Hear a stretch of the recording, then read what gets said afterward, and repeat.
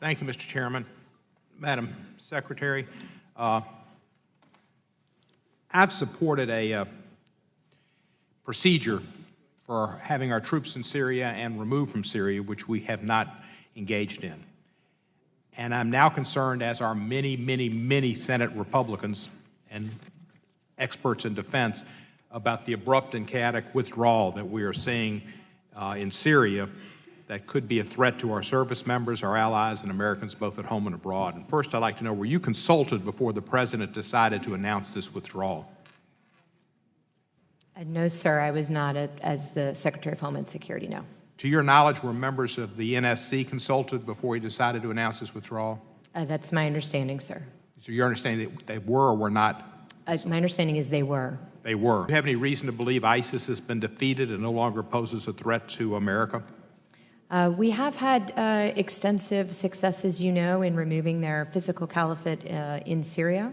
But of course, we continue, from my perspective and my portfolio, we continue to worry about those who might be inspired. Let me ask you about hate crimes in America. According to the FBI reporting, hate crimes increased by 17% last year. Almost 60% of over 7,100 hate crimes reported were motivated by race or ethnicity.